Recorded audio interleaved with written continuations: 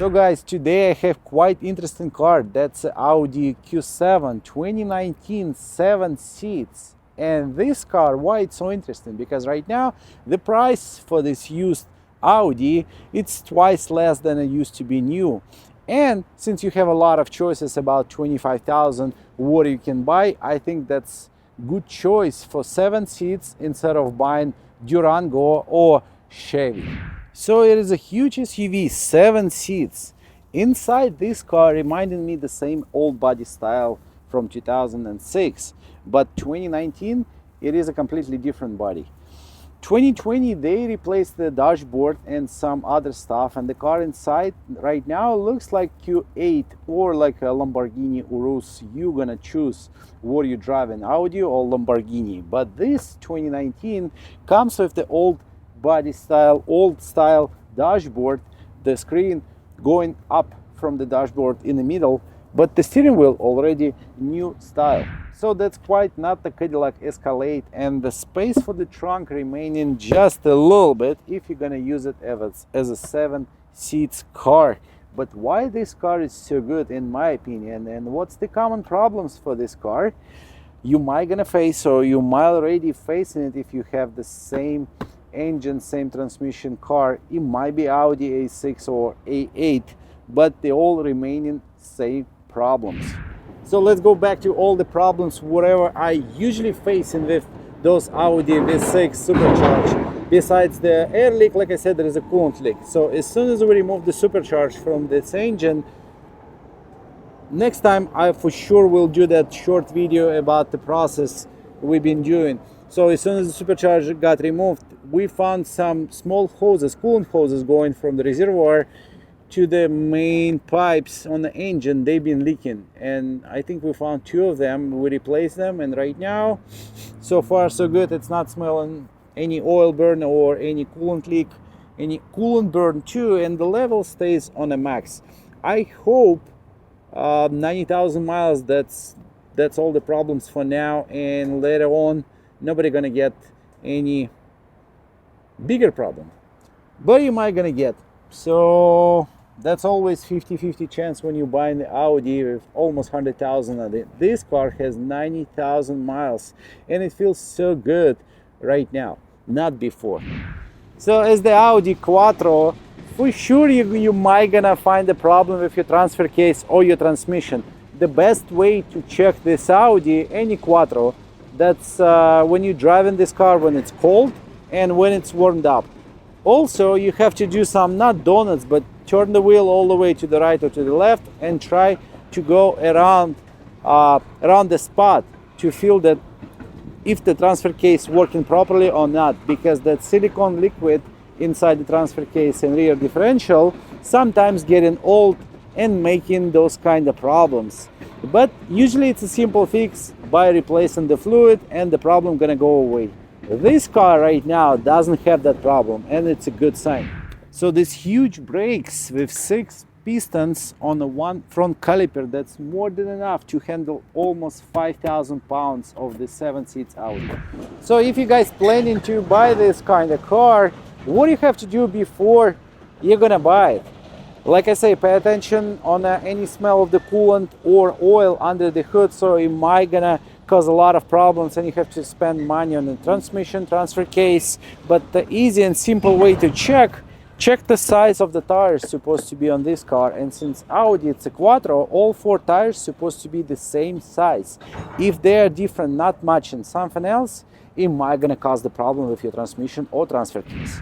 So guys, let's go inside the car. I'm gonna show you what's going on there. We're gonna take it for a quick test drive, and I'm gonna tell you what is my opinion about this nice SUV Audi Q7.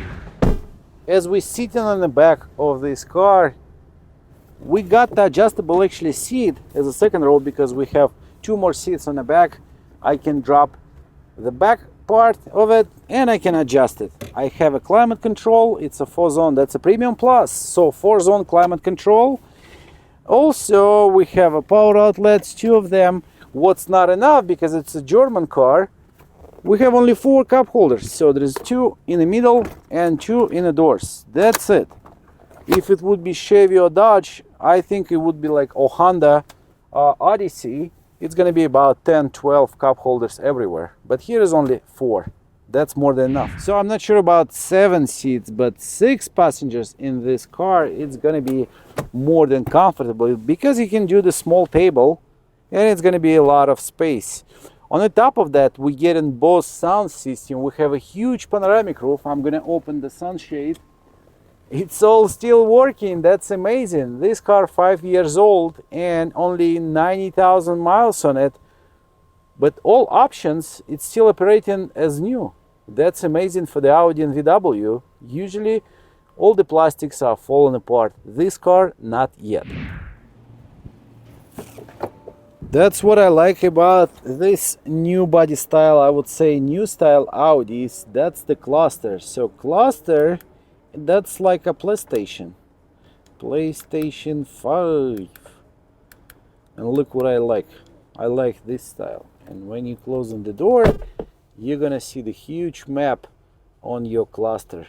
Isn't cool? So I got the original sticker for this car. MSRP was 67,290. And what's interesting, this car comes as a samurai gray metallic and black interior. I cannot find the USB-C Type-C cable. It's not here, but I have a pod to charge my phone. That's a cool option for 2019 Audi. And what do you think? Where this car is being assembled?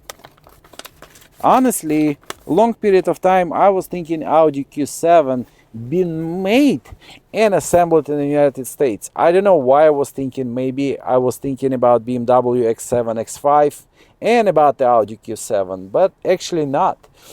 So Audi doesn't have any plans in the United States. They do have in Mexico, but not in the United States.